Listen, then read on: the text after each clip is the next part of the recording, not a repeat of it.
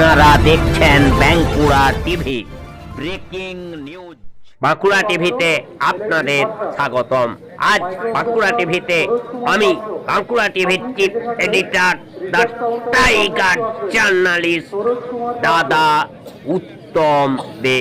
বাঁকুড়া টিভিতে যে বাঁকুড়া টিভি প্রতিবাদী মানুষের কণ্ঠস্বর, যে বাঁকুড়া টিভি প্রতিবাদী আম জনতার কণ্ঠস্বর, সমাজের নিপীড়িত, নির্যাতিত, বঞ্চিত, লাঞ্ছিত, অপমানিত, অবহেলিত মানুষের কণ্ঠস্বরে বাঁকুড়া টিভির কণ্ঠস্বর তুলে ধরছি। বাঁকুড়া জেলার তালডাংরা বিধানসভার উপনির্বাচনের একটি গুরুত্বপূর্ণ ব্রেকিং নিউজ। আজ রাজ্যের 6টি বিধানসভা উপনির্বাচনের ফল ঘোষিত হয়েছে। 6টিতেই তৃণমূল জয়লাভ করেছে। এই 6টি বিধানসভা উপনির্বাচনের মধ্যে অন্যতম ছিল বাঁকুড়া তালডাংরা বিধানসভার উপনির্বাচন। এই উপনির্বাচনের দিকে তাকিয়েছিল বাংলার সকল মানুষ, কারণ বাঁকুড়ার তালডাংরার উপনির্বাচন ছিল একটি গুরুত্বপূর্ণ নির্বাচন। এই তালডাংরার উপনির্বাচনের 2 জন প্রার্থীর মধ্যে ব্যাপক প্রতিদ্বন্দ্বিতা হয়েছে। সেই 2 জন প্রার্থী হলেন তৃণমূলের ফাল্গুনী সিংহ এবং বিজেপির প্রার্থী ছিলেন অনন্যা রায় চক্রবর্তী। বিজেপির প্রার্থী ফাল্গুনী সিংহ বাবু 33,000-এরও বেশি ভোটে জয়লাভ করেছেন এই তালডাংরা বিধানসভার উপনির্বাচনে। এই তৃণমূল কংগ্রেসের প্রার্থী ফাল্গুনী বাবুর এই জয়ের সাথে সাথেই ধামসা মাদলের তালে তালে আনন্দ উচ্ছ্বাসে মেতে ওঠেন তৃণমূল কর্মী সমর্থকরা। সাংবাদিকদের মুখোমুখি হয়ে ফাল্গুনী সিংহ বাবু বলেন, মানুষ উন্নয়নের পক্ষে ভোট দিয়েছে। এই জয় আমি তৃণমূল নেত্রীকে এবং সর্বভারতীয় তৃণমূল কংগ্রেসের সাধারণ সম্পাদক অভিষেক বন্দ্যোপাধ্যায়কে উৎসর্গ করলাম। বিরোধীরা যতই তৃণমূলকে কালিমা লিপ্ত করার চেষ্টা করুক না কেন, তৃণমূলের কোনো ক্ষতি করতে পারবেন না।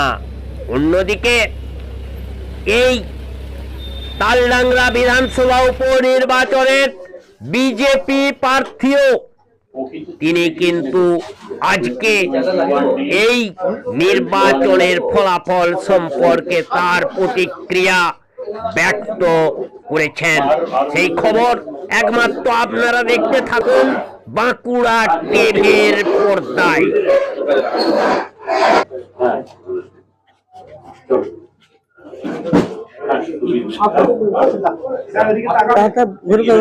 দাদা একটু ঢুকুন, দাদা একটু ঢুকুন,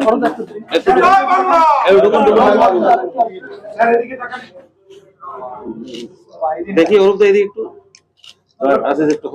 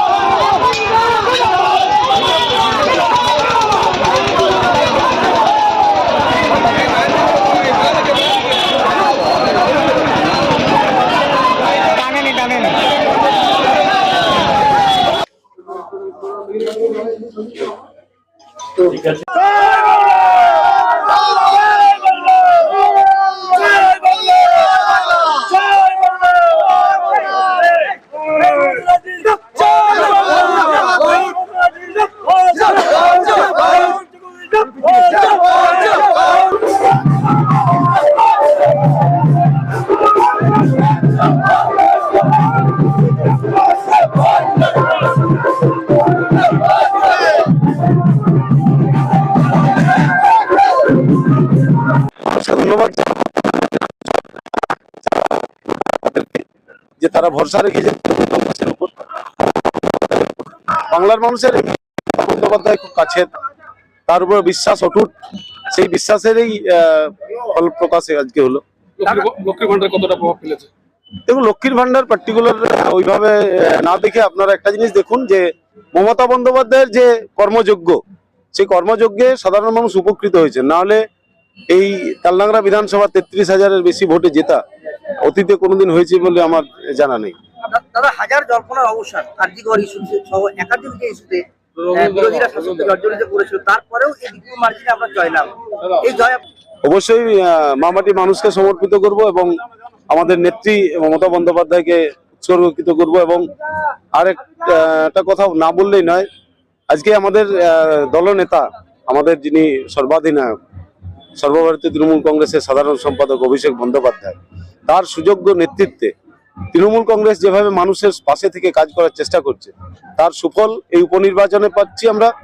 আগামী 26-এর নির্বাচনে আপনারা মিলিয়ে নেবেন, আরো জয়ের মার্জিন বাড়বে। এত মার্জিন হবে আশা করেছিলেন? একদম, যেদিন ভোট হয়েছে সেদিনই তো বলেছি 30,000-এর বেশি ভোটে জিতবে।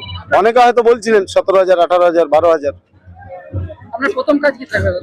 প্রথম দ্বিতীয় বলে কিছু নেই, কাজ করতে হবে। এলাকায় এখনো টুকটাক যে সমস্ত কাজগুলো বাকি আছে সেগুলো করতে হবে। আমাদের প্রাক্তন বিধায়ক যে উন্নয়নযোগ্য এখানে শুরু করেছিলেন, তিনি বর্তমানে সাংসদ, তিনি কিছুটা সামালছেন। আমি বিধায়ক হিসাবে তাতে আরো একটু গতি দেওয়ার চেষ্টা করব। আগামী দিনে কি সব রকম ভাবে এই বিধানসভার মানুষের পাশে থাকবেন? অতীতেও ছিলাম, বর্তমানেও আছি, ভবিষ্যতেও থাকবো। বিরোধীদের উদ্দেশ্যে কি বার্তা দিবেন? বিরোধীদের বলবো যে তৃণমূল কংগ্রেসকে গালি দিয়ে, মমতা বন্দ্যোপাধ্যায়কে কালিমা লিপ্ত করে বাংলার মানুষের মন জেতা যায় না। বাংলার মানুষের বাড়ির টাকা আটকে দেবেন, বাংলার মানুষের রাস্তার টাকা আটকে দেবেন, বাংলার মানুষের পানীয় জলের টাকা আটকে দেবেন, আর বাংলার মানুষ আপনাদের ভোট দেবে। এই বুজরুকির রাস্তা থেকে বেরিয়ে এসে বাংলার মানুষের উন্নয়নের দিকে হাত বাড়ান। আর আমাদের রাজ্য সরকারের বকেয়া যা পাওনা আছে সেগুলো মিটিয়ে দিন, যদি তাহলে আপনাদের দিকে মানুষ অন্তত মুখ ফেরান। Thank you. সব মিলিয়ে হয়েছে। ডিফারেন্সটা দেখুন, ডিফারেন্সটা এতটা অনেকটা বেশি ডিফারেন্স হয়েছে। এই ডিফারেন্সটা এতটা সাধারণ মানুষ ভাবেন, সাধারণ মানুষ ভেবেছিল হয়তো জয় পরাজয় হবে, কিন্তু এতটা ডিফারেন্সটা একটু অন্যরকমই লাগছে। যে জায়গাতে ভালো করে কাজ করবেন এনারা। কেন মানুষ তার তৃণমূলের পক্ষে রায় দিল এই আর্যিকর, আবার আপনারা তো নারী ইস্যুকে সামনে রেখেছিলেন, লক্ষ্মী ভান্ডারের জয় তাই হবে, মানুষের দরকার ছিল। মানুষের হয়তো নিজেদের নিরাপত্তার থেকে বেশি করে ওই লক্ষ্মীর ভান্ডার বিশেষ গুরুত্বপূর্ণ মনে হচ্ছে। মানুষ ভোট দিয়েছে, ওনারা জিতছেন, ঠিক আছে। অনন্যাকে কি মেনে নিতে পারেনি? তা সেটা আমি কিন্তু দেখুন দাদা, আমি যখন ভোটের প্রচারে গিয়েছিলাম সেটা আমার একদমই মনে হয়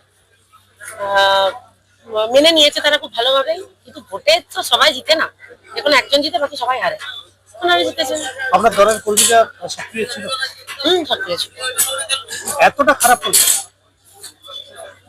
সেটা ওনারা জানেন যে ওনারা কিভাবে জিতেছে, আর ভগবান উপরওয়ালা জানে। আমি তো মিথ্যা কথা বলতে পারবো না, মানে আমি না প্রমাণ সাপেক্ষে কিছু বলতে পারবো না। ওই উপরে যিনি আছেন উনি জানেন, আর ওনারা জানেন কিভাবে জিতেছে। একটা আত্মবিশ্বাস ছিল জয় হবে, এবং আত্মবিশ্বাস আমার এখনো আছে, এবং ওনারা জিতেছেন, ওনারা ভালো করে কাজ করুন, ওনারা ওনাদের জন্য শুভকামনা, এবং ওনাদের জেতার পদ্ধতি ঠাকুর জানেন, ওনারা জানেন।